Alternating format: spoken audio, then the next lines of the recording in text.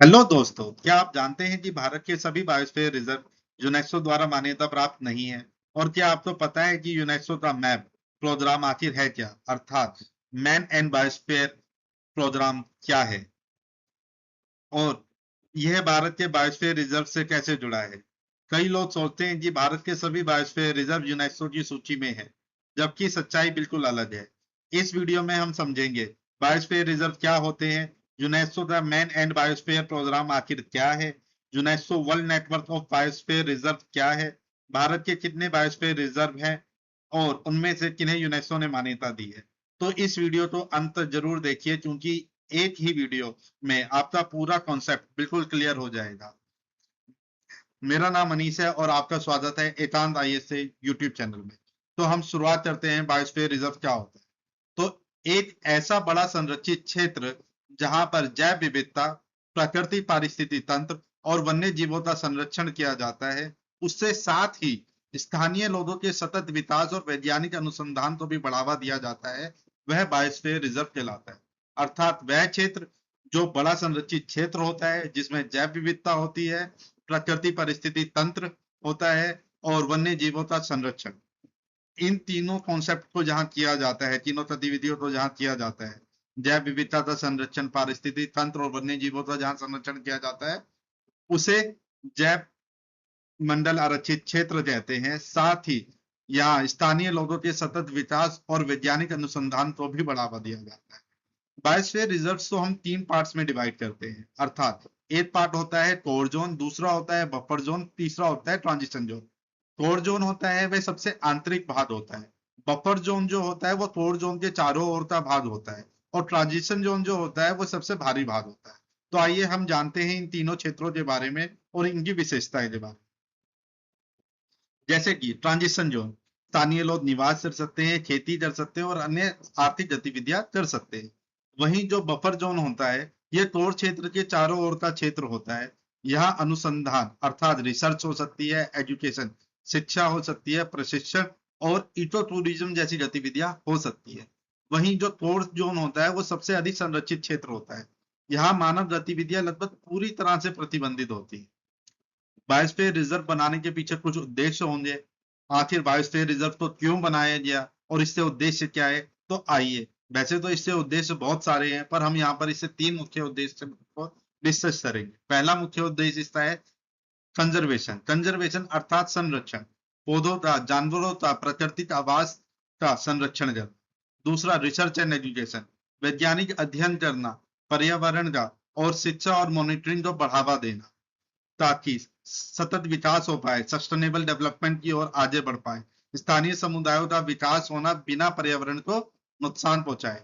इसका महत्व क्या है? तो यह जैव विविधता और प्राकृतिक संसाधनों का संरक्षण करता है, वैज्ञानिक अनुसंधान और पर्यावरण शिक्षा को बढ़ावा देता है, स्थानीय समुदायों के सतत विकास में सहायता करता है और वैश्विक जलवायु परिवर्तन से निपटने में योगदान प्रदान करता है। यूपीएससी के दृष्टिकोण से हम कुछ यहाँ पर फैक्ट देखेंगे। जैसे भारत का पहला बायोस्फीयर रिजर्व 1986 में घोषित किया गया था, वह नीलगिरी बायोस्फीयर रिजर्व है।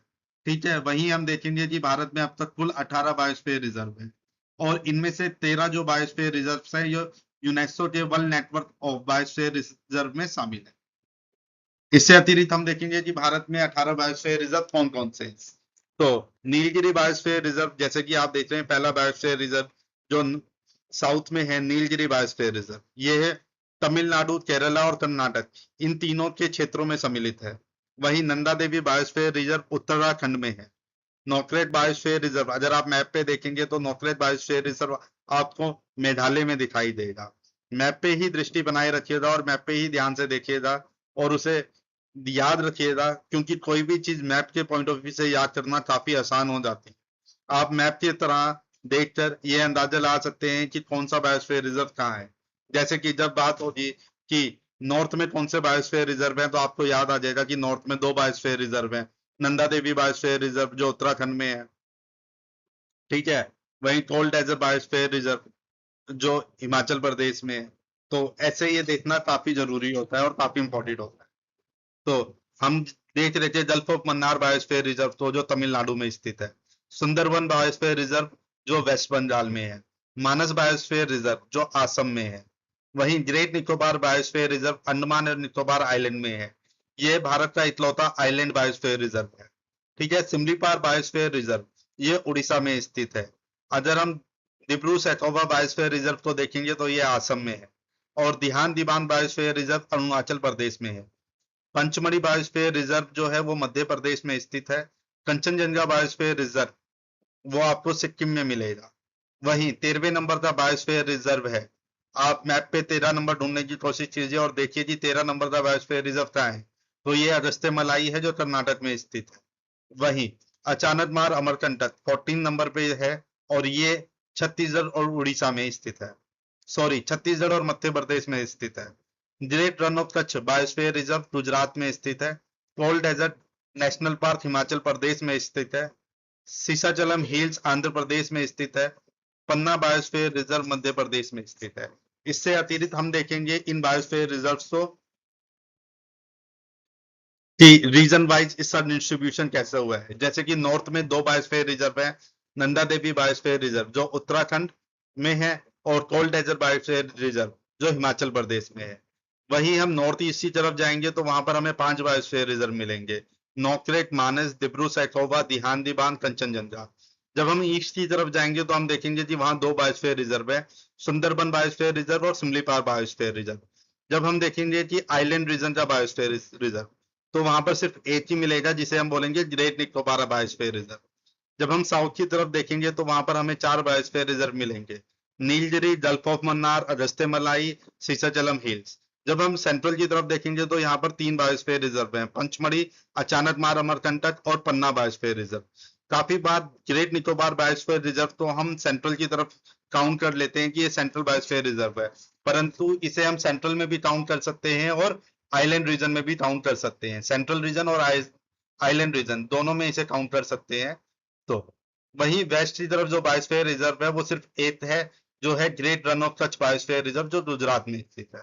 अर्थात अगर आप क्विक रीजन के लिए देखेंगे तो नॉर्थ में 2 बायोस्फीयर रिजर्व है। नॉर्थ ईस्ट में 5 बायोस्फीयर रिजर्व है। ईस्ट में 2 बायोस्फीयर रिजर्व है। सेंट्रल में 3 है। वेस्ट में 1 है। साउथ में 4 है और आइलैंड की 1 है। इसी तरह जब हम देखेंगे तो हम आगे बढ़ेंगे और हम जानेंगे कि यूनेस्को बायोस्फीयर रिजर्व क्या है। यूनेस्को बायोस्फीयर रिजर्व वह बायोस्फीयर रिजर्व होते हैं जिसे यूनेस्को के मैन एंड बायोस्फीयर प्रोग्राम के तहत अंतरराष्ट्रीय मान्यता प्राप्त होती है। अर्थात man and biosphere reserve UNESCO द्वारा 1971 में शुरू किया गया एक अंतर सरकारी वैज्ञानिक कार्यक्रम है जिसका उद्देश्य है कि हर देश के बायोस्फीयर रिजर्व को यूनेस्को की लिस्ट में शामिल करना ताकि जैव विविधता का संरक्षण किया जा सके, मानव और प्रकृति के बीच संतुलन बनाए रखा जा सके, वैज्ञानिक अनुसंधान और पर्यावरण शिक्षा को बढ़ावा दिया जा सके, सतत विकास को प्रोत्साहित किया जा सके। भारत में कुल 18 बायोस्फीयर रिजर्व है तो इनमें से 13 UNESCO world network of biosphere reserve का हिस्सा है।